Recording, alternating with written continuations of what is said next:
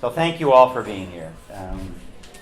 Monsieur le Ministre, Jeffrey Kelly, Chancellor Brian Levitt, Robert Hall, Chair of the Board of Governors, members of the Board of Governors of Bishop's University and of the Bishop's University Foundation, students, staff, faculty, alumni, and friends of the university. Thank you all for joining us for the inauguration of the Library Learning Commons.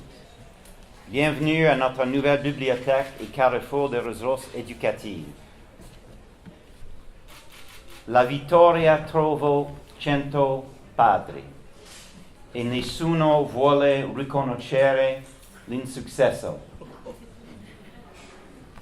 So, for those of you who did not understand my painful Italian, I was trying to quote the observation that has been translated into English as, "Success has many fathers, while failure is an orphan."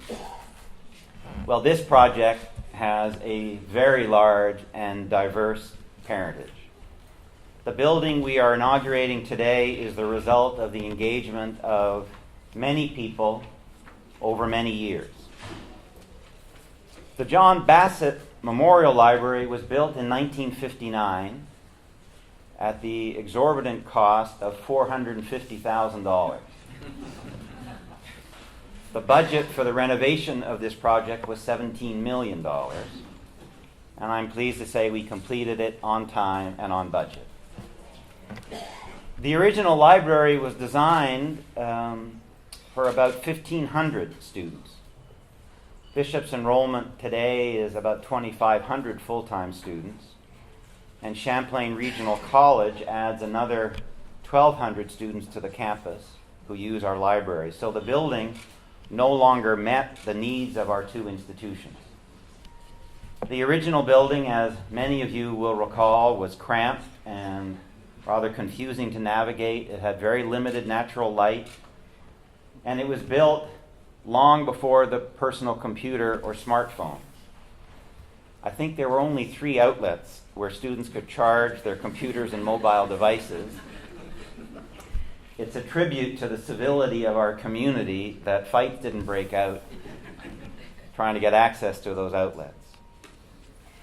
In telling the story of how this Library Learning Commons came to be, I think the appropriate place to start is with our students. I will never get tired of telling the story of a meeting I attended in 2012 with the heads of Quebec's other universities. So there was 18 of us around the table. It was the height of the Maple Spring, and Quebec was engulfed in a heated debate about tuition fees. One by one, each university head was asked to report on how many of their students had voted to go on strike. When it came to me, I reported that Bishop students had indeed held a referendum, but the issue had not been whether to go on strike. Rather, the question had been whether our students would agree to donate $50 each per semester over 10 years in order to contribute $1 million to the renovation of this library. The referendum passed in a landslide. I think it was 83%. The students who led that referendum campaign are back on campus today, and I would like to ask Scott Lawson and Doug Jarvis to stand and be recognized. Gentlemen.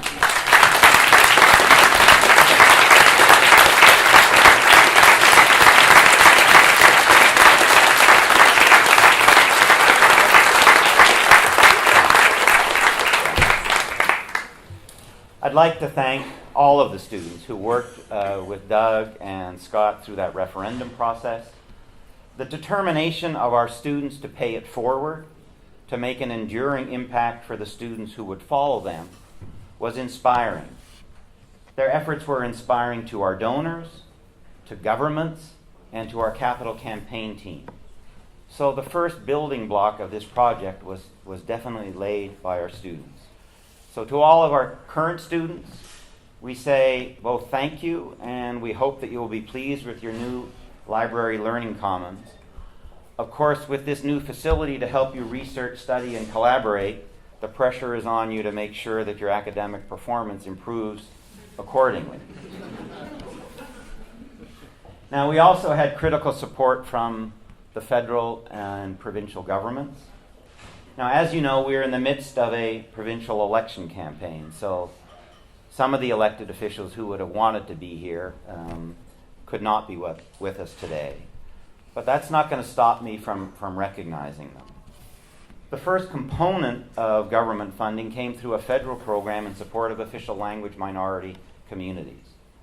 This was due in significant measure to the efforts of the Minister of International Development and MP for Compton-Stansted, Marie-Claude Bibeau, as well as her director and political attaché, and our good friend Jackie Bello. They both played critical roles in securing $7 million in funding from the federal government. The most of that funding came through the Building Canada Fund. It's safe to say that this project would not have come to fruition had it not been for Hélène David, Quebec's minister responsible for higher education.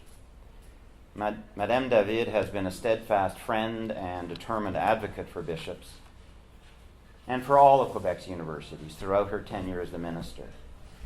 Now, I should not be making comments that could be construed as political in the midst of an election campaign, but I think that the bishops' community knows.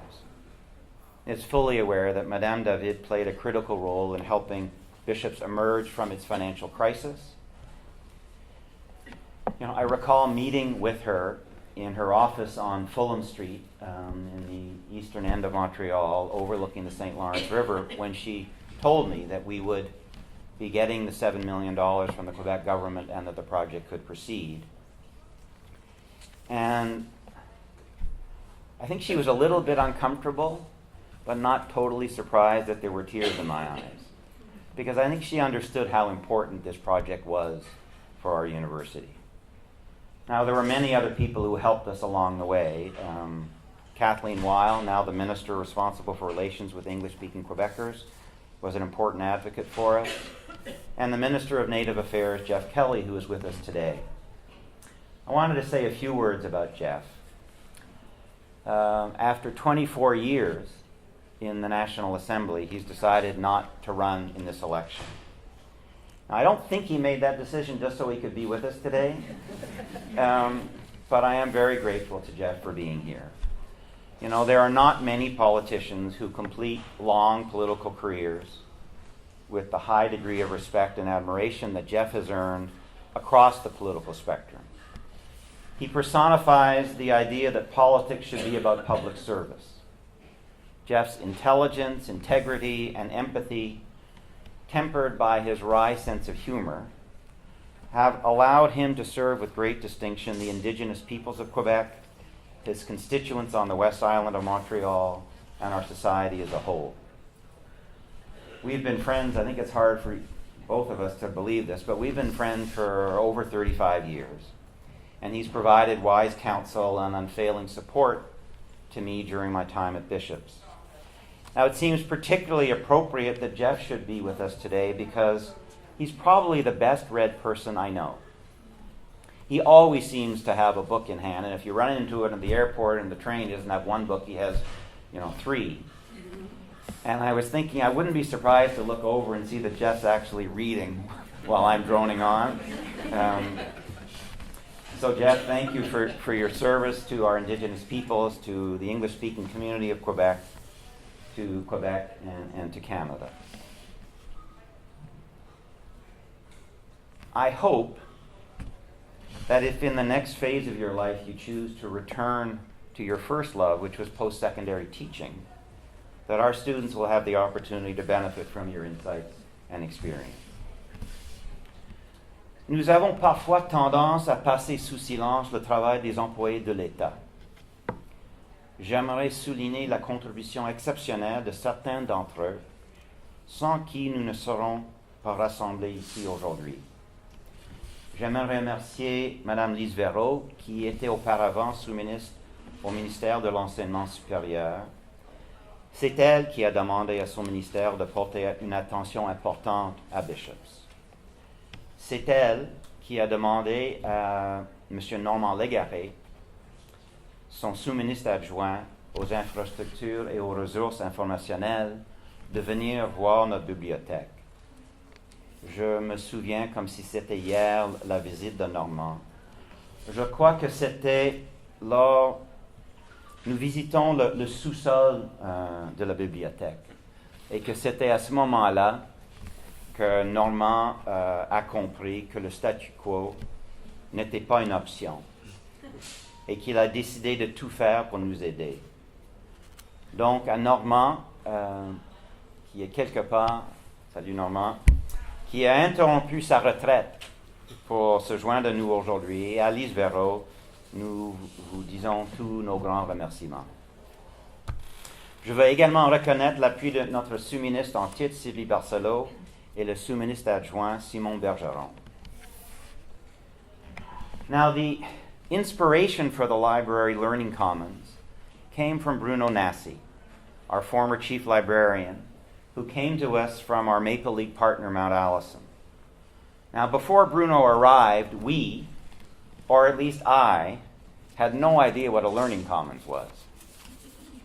Bruno explained to all of us how our library could be so much more than a place to house books, that it could be an even more dynamic place of interaction and active learning.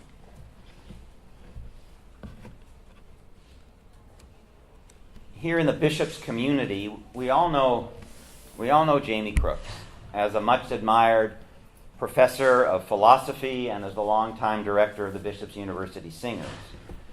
Now, Jamie, because of his expertise as a philosopher, decided to take on the role of project manager for this construction project. And he brought his organizational skills and extraordinary leadership experience to bear on this complex project. So Maestro Crooks has been a true conductor on the project, getting a diverse group of passionate people to work in harmony. Now, Jamie's performances as a singer, as a musician, as a conductor, although ephemeral, have had a profound impact on our community. But it gives me great pleasure to know that this building will stand as a concrete legacy of Jamie's many contributions to Bishop. So thank you, Jamie.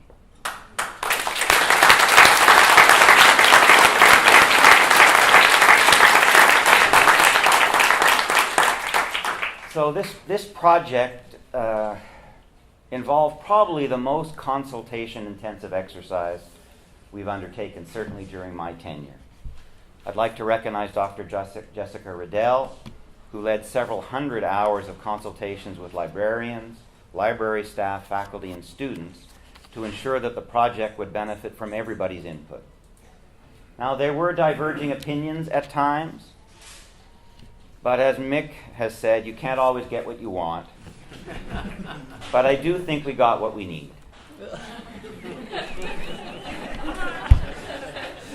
And as Jamie has said, this is really all of our building. Now, keeping the library operating in a temporary building while construction was underway was a huge task. Lorraine Smith and Gary McCormick's respected, and effective leadership was critical during these 2 years. Sarah Heath masterfully orchestrated the move into the temporary building, and Daniel Bromby did the same in moving us back. There are so many other people who contributed to this effort. Isabelle Goyette, Miles Turnbull, Céline Jury, Alain Durand, Jean-Sébastien Goyer, the buildings and grounds teams, the IT teams, and so many others. So if I've left anyone out, I apologize, and I'm enormously grateful to everyone. I think this really was an exceptional team effort. Now, we've also been fortunate to have had generous philanthropic donors who have followed our students' lead in making this project a reality. So I'd like to offer our heartfelt thanks to RBC Capital Markets and the RBC Foundation, whose contributions we are recognizing in the RBC Video Conference Hub, the McConnell Foundation, after whom we will be naming this beautiful Agora. And I'd also like to thank Pat and Norman Webster, who have been lifelong supporters of Bishop's. Norman, as a Rhodes Scholar, as a journalist, as a newspaper editor, as a university chancellor, and as a philanthropist, is one of Bishop's University's most distinguished graduates, and I'm very, very pleased that Norman is here and very grateful to all of the Websters and the Webster Foundation for the support they've given us. We're also joined by Howard Webster, Howard Davidson, President and Trustee of the R. Howard Webster Foundation, and of Hillary Webster, who is also a trustee of the foundation. And it's with gratitude, profound gratitude to all of them, that we are going to be naming the reading room the Webster Reading Room. I'm going to close by saying that this new Library Learning Commons is a tangible demonstration of Bishop's commitment to academic excellence. It's an outstanding resource for learning, teaching, and research. We know Bishop's and Champlain students, professors, and researchers will make it their own, and it will facilitate their efforts to search for truth and to share knowledge. I'm sure that they will use this space and these resources in ways that we cannot even imagine today. To all of them, I say this Learning Commons is now yours. We look forward to witnessing the journeys of discovery that you will undertake here. And now I would like to call upon Jeffrey Kelly to address us. Jeffrey.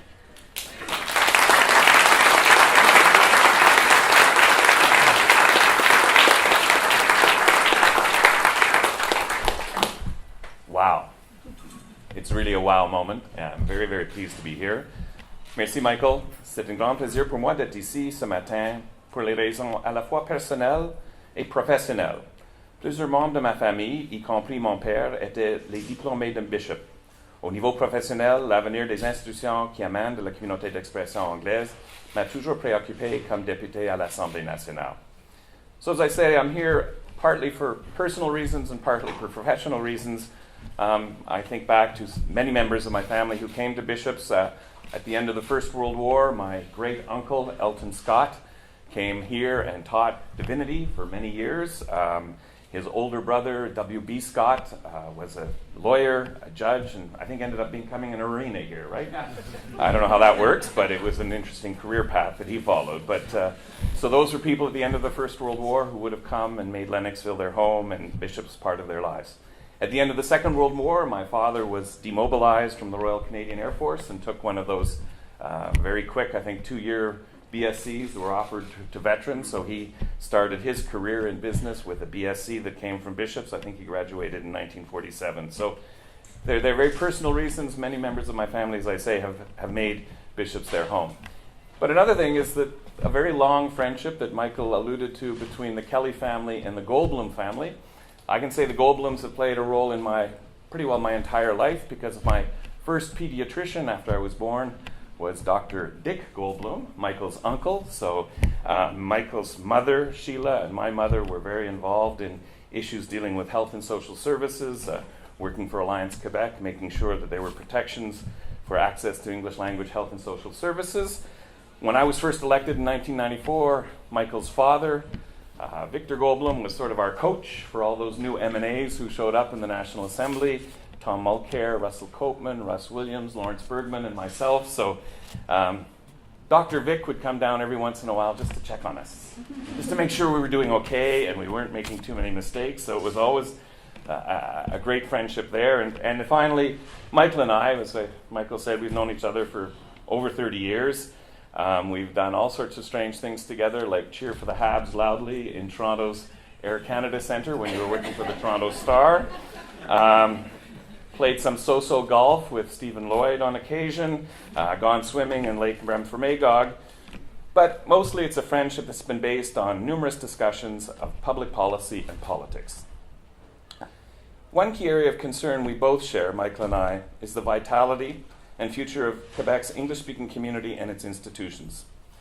During Michael's tenure here at Bishop's, we often discussed challenges facing a small liberal arts college in the Eastern Townships. Many of our institutions in the education or health and social service sectors face similar challenges. Often rooted in traditions from the 19th century, they predate Quebec's Quiet Revolution and therefore do not always fit into the Quebec model for public institutions. The recent debate in this region over the future of the Wales Home in Richmond is one example, where the structure does not fit into existing government programs and prerequisites. It took some creativity by our health minister to find a solution to help modernize the Wales Home, which has served this region for well over 100 years. The same can be said about bishops. Quebec's Ministry of Education's funding formula is designed, I'm simplifying things because it's very, very complicated, but the funding formula is designed first and foremost to support the large universities. McGill, Laval, Université de Montréal, Sherbrooke. It also makes allowances to support the University of Quebec network model, which has campuses in many regions in Quebec. But the funding for a small, standalone liberal arts college in Lennoxville has always been a challenge. In the past decades, Bishops has increased its enrollment, Michael alluded to that, which has the advantage of boosting funding, but also puts additional strains on infrastructure and also on professors and everyone else associated with the university. More students mean more classes, larger classes, pressure on residences, and the need for better library services. And Michael, you have been a strong advocate for finding new funding for the Bishop's exception to our funding formula, and to be congratulated for convincing my colleague Alain David to make the adjustments in the last round of funding decisions taken last spring. Mais c'est vrai, et je veux souligner ça aussi, avec Alain David, on a un grand allié pour Bishop. J'ai travaillé avec plusieurs ministres de l'Éducation pendant 24 ans, et c'était vraiment une personne qui avait l'écoute dès le départ, qu'elle a dit qu'il faut faire quelque chose pour l'Université de Bishop, que c'est vraiment un défi, il faut trouver des façons de faire pour améliorer le financement. So I really like to reach out to my colleague Hélène David. She was someone who got it from the get-go, who said that this is a unique part of our Quebec University network system, and we had to find ways to make sure that that was recognized in the funding agreements, and the library, I think, is a tangible example of that. A library is an essential tool for staff and students. I've always shared the religion with that great Argentine writer Jorge Luis Borges, who said, I've always imagined that heaven to be some kind of library. Now, as you can see, I'm resolutely from the prehistoric paper age. Unlike Michael with his carefully printed speech, you can see that mine is written by hand and all the rest of it, and I am still very much in the paper universe of books and magazines and newspapers. But the modern library is something that's completely different. So I had the chance with, I think Doug and Scott, you were very helpful, Bruno as well, to give me a sense of what the library looked like before. I never had a chance to see the before, but certainly the after. This is a place where lots of discussions will go on, lots of learning will go on, and a place to accommodate the new technologies, lots of natural lighting. Bravo pour l'éclairage. Je pense c'est quelque chose qui ajoute beaucoup. My only caveat is in all this reading and all these access to things online is that reading online does not eliminate the necessity of reading critically. I think all of us do this when we read a newspaper. A reporter has struggled to get the story right, but we accept that what is printed may not be the gospel truth. However, I'm amazed as I sit in my writing office by the number of people who accept uncritically what they found surfing the internet. If it's on the internet, it had to be true. And all sorts of crazy, if I can say sometimes, information that comes to my desk as an M&A, a member of the National Assembly, but, oh, it's in the internet. It's got to be true.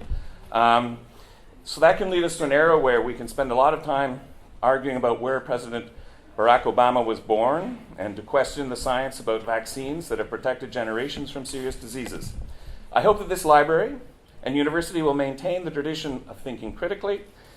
Today is a happy day, signaling a great partnership between the federal government, the provincial government, the Bishop's community, including a generous gift from its students. Merci mille fois. We now have a modern library, a place for work, and I hope a place for quiet contemplation about our future.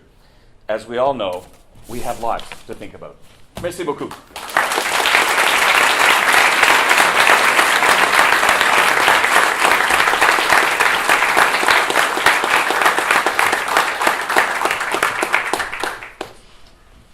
Thank you, Jeff. I think many of you know how important I think architecture is. I believe strongly that our built environment has a profound impact on how we think, how we feel, what we do, and how we interact with each other. I believe that the architecture of Bishops should be a reflection of our values and our aspirations. The best architects are able to understand not only what their clients want, but in a profound sense, who their clients are. We were fortunate to be able to work with an exceptionally astute and talented team of architects led by Eric Pelletier. Eric co-founded Croft Pelletier Architecte in 1995, which later became part of LeMay Architecture, where he is currently a partner and the chief creative officer of that very significant architectural firm. Our new Library Learning Commons is the latest of many prize projects that Eric has headed. Il a notamment auparavant été chargé de projet et conception de la Bibliothèque des Archives nationales du Québec, la Bibliothèque du Boisé à Montréal, ainsi que la Bibliothèque à Charlesbourg. In our new Library and Learning Commons, Eric and his team have created a building which respects Bishop's history while being of its time. With its wonderful natural light, with its transparencies that allows us to see not only through the building, but also out to the campus and from the campus into the building. They've designed a building which reflects the openness and welcoming nature of our university. Nous sommes très reconnaissants, Eric et ses collègues, and I would now like to ask Eric if he would come forward and talk to us about this project.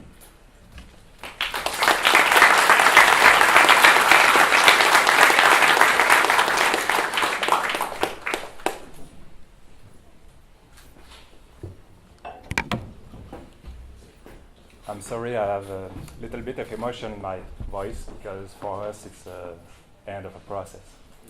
It's the end of a big process and bring maybe tears in my eyes because it has been a great process to work with you. I have to say that. The result of a project is not only the case of an architect. It's not only on our shoulder. It's on the shoulder of all the people who work on. I had the chance in this project to work with a really great team in my office, my home office, who were really dedicated to the project, but also here with all the team of Bishop. We had a lot of discussion with them, great discussion, long discussion sometimes.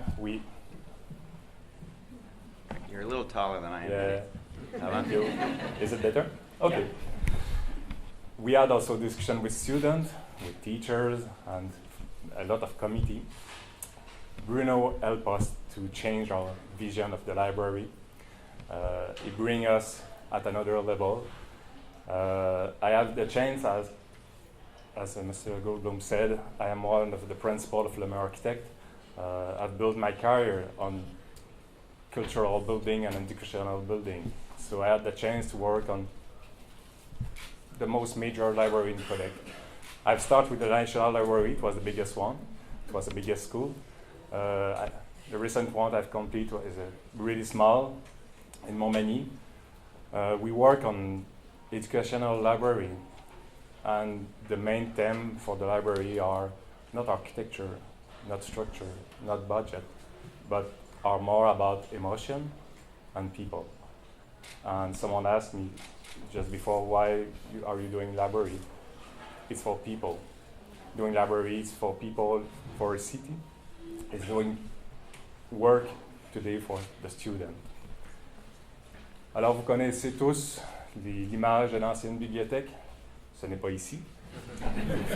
Mais l'image classique qu'on a de la bibliothèque, c'est peut-être l'image classique que les étudiants nouvellement arrivés ont. La bibliothèque un peu poussiéreuse, parfois magnifique, mais un peu poussiéreuse, un peu passée, remplie de livres. À cette époque, la bibliothèque avait une fonction, des livres et ça de lecture. C'est tout. Donc, amener le livre à l'usager. Aujourd'hui, ce modèle évolue. Il évolue grandement. Il évolue à travers la société. Il évolue dans les villes. Donc, la bibliothèque publique, elle a changé. Elle évolue aussi dans le milieu universitaire, dans le milieu de l'éducation. La bibliothèque n'est plus. La bibliothèque devient un espace polyvalent. It's a place for learning. It's a place to teach.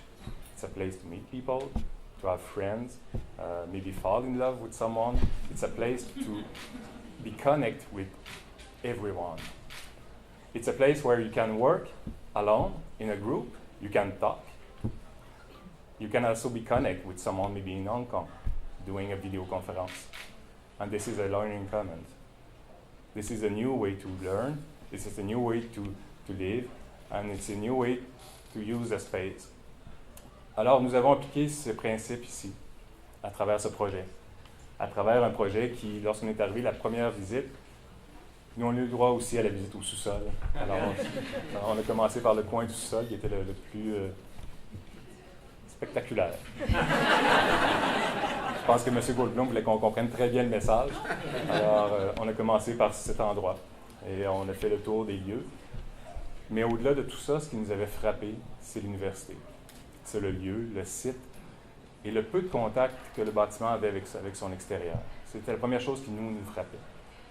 On a commencé, bien entendu, vous savez, lorsqu'on a le mandat, après avoir popé le champagne, puis dire oui, on est content de faire le projet, bien, on s'est retenu dans le cas présent pour dessiner.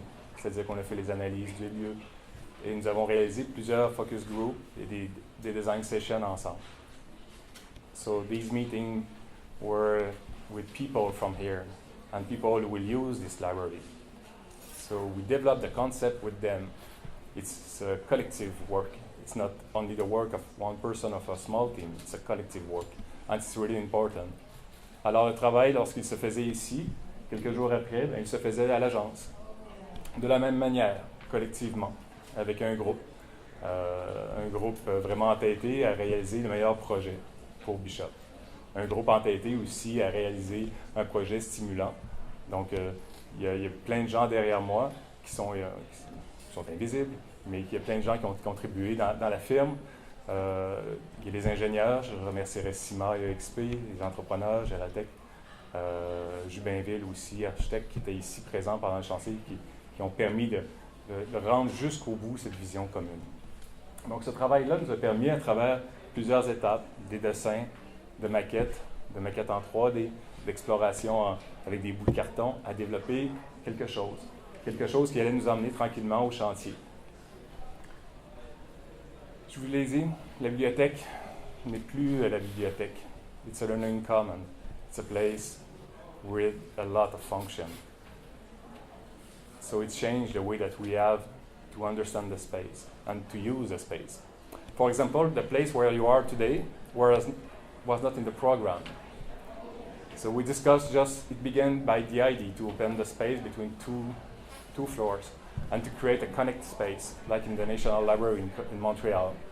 But also, when we discussed about the project, we said maybe it can be an auditorium or a conference room or a place where me as a student, I can stand here and talk to my friends.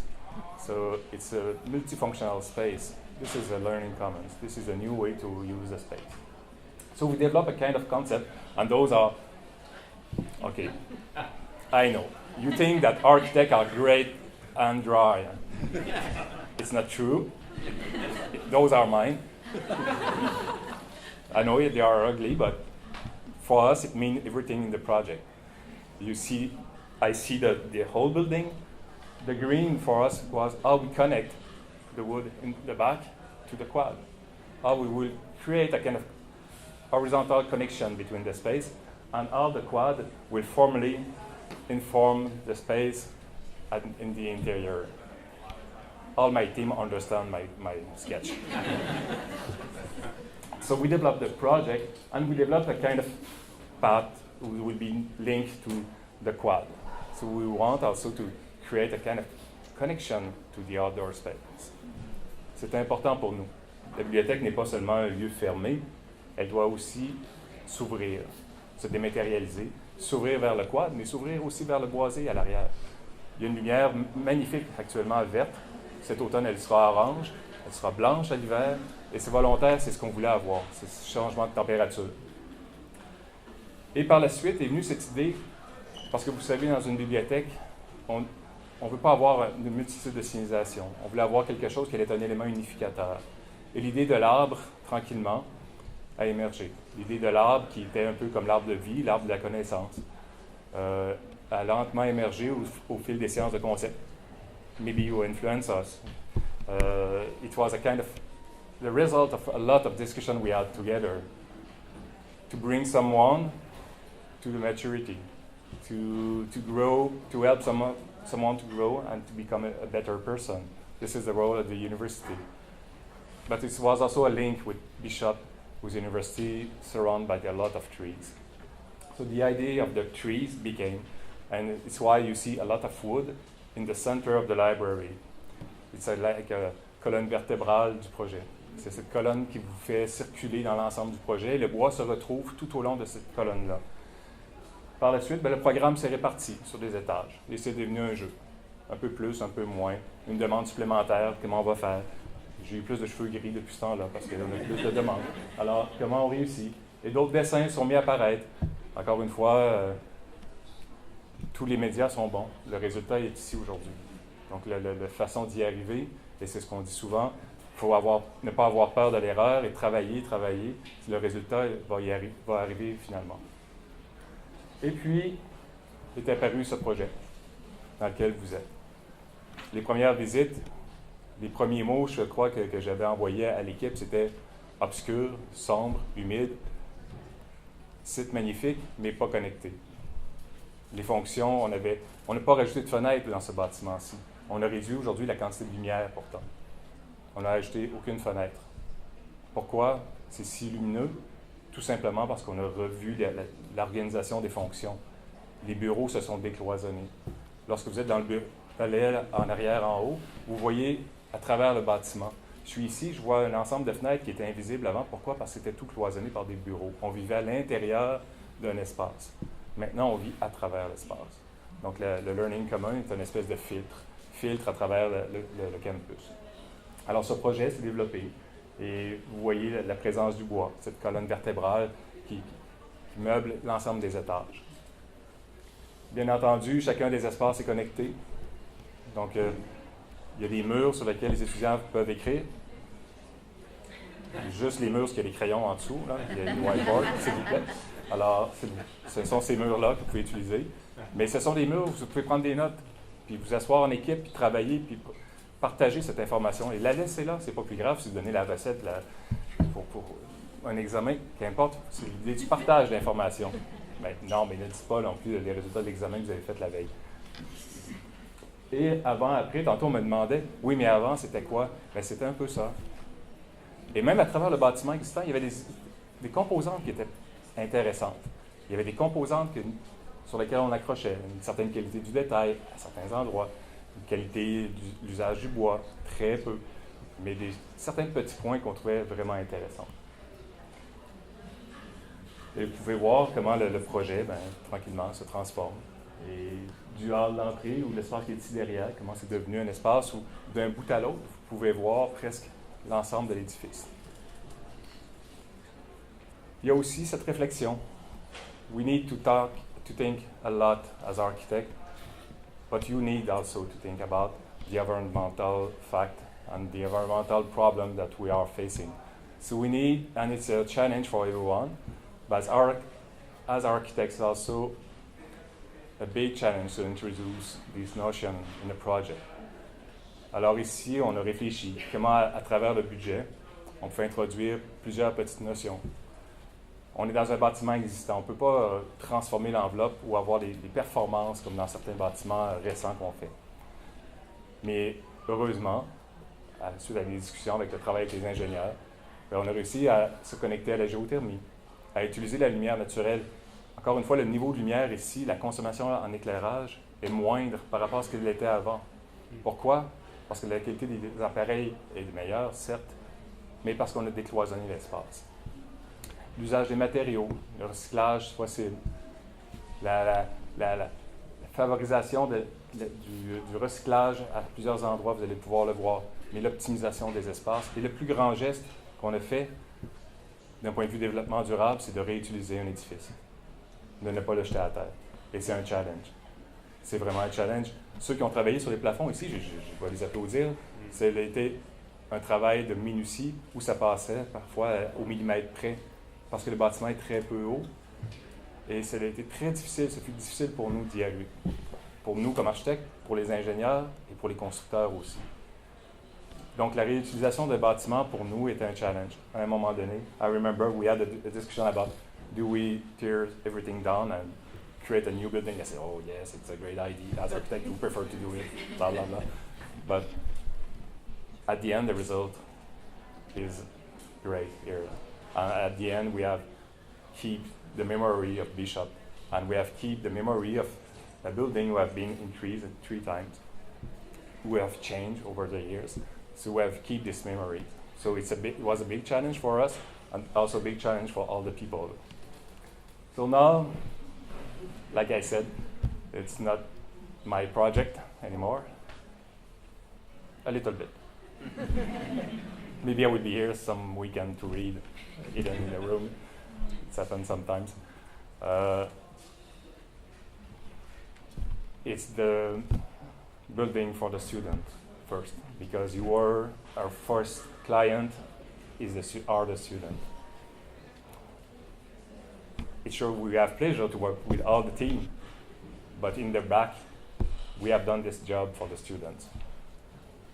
So I want to thank everyone here to give us this opportunity. Thank you.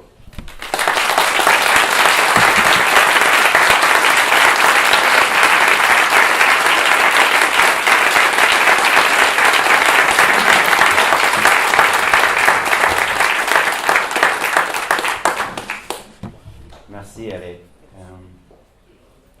You know, when you undertake something like this and you start to work with a professional who you don't know, you're really nervous as to whether they're going to be able to take your ideas and make them even better. And I think that Eric and his team have done something remarkable. So Eric, this always will be your building. So thank you. Just to conclude, our new Library Learning Commons is now welcoming students. In October, in about 2 months' time, a little less than 2 months, it will welcome its new chief librarian. Originaire de Longueuil, Catherine Lavallée-Welch détient un baccalauréat en histoire de l'Université du Québec à Montréal, ainsi qu'une maîtrise en bibliothéconomie, j'ai bien dit, et sciences de l'information de l'Université de Montréal. Catherine was the reference and electronic librarian at the Library of Engineering and Physical Science and Technology of the University of Louisville in Kentucky. She was subsequently director of the Library of the University of South Florida in Lakeland. And prior to joining us, Catherine was the director and faculty librarian of the University of Wisconsin in La Crosse. We are thrilled to have enticed a fellow Quebecer back home, and thrilled to have someone of her talent and experience joining us as we begin this remarkable journey. Donc, mesdames et messieurs, il me fait plaisir de vous présenter notre nouvelle bibliothécaire en chef, Madame Catherine Lavallée-Welch.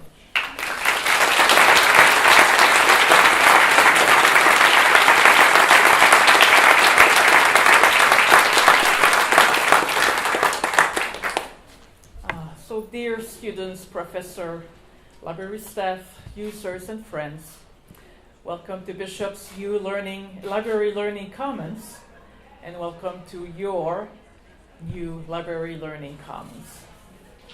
I hope you can imagine the thrill this new working space can be for an incoming new university librarian. Yes, I will begin my role here in about a month, or 35 days to be precise.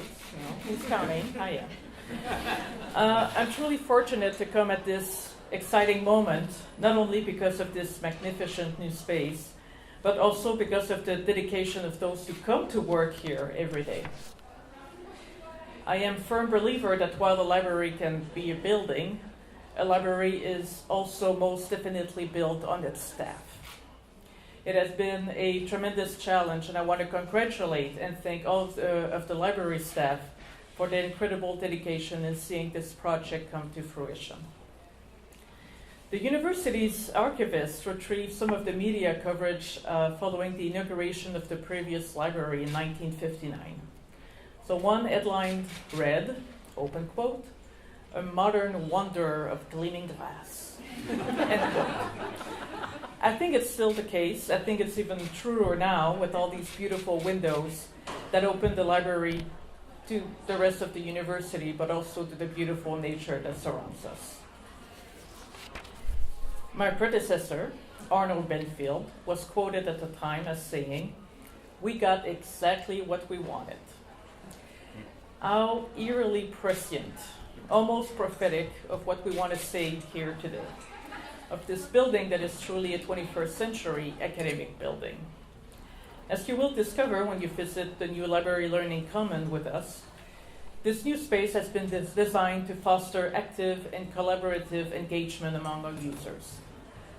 We are confident that when they unlock the library's Learning Commons' full potential, students, teachers, and researchers will make great progress towards increasing their understanding of critical issues. Ici, nos étudiants, nos professeurs, nos chercheurs auront à leur disposition des ressources de pointe pour apprendre, comprendre, découvrir et collaborer. Ils établiront des nouveaux liens entre des faits, des idées, des concepts, mais aussi entre eux, entre les étudiants, les enseignants et les chercheurs.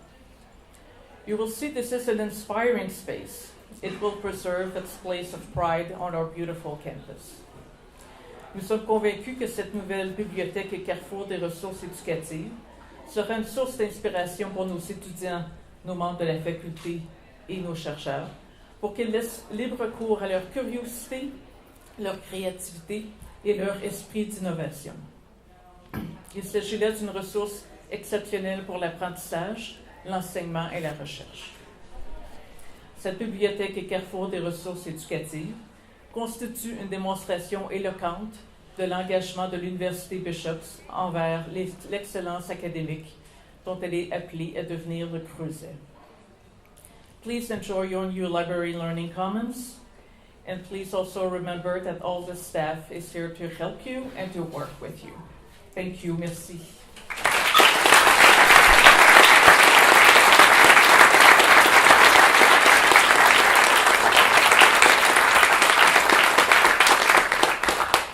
Okay, so thank you all for coming. I think we're done. We have a chance to walk around. I think some refreshments available, so let's enjoy our new library. Thank you for coming.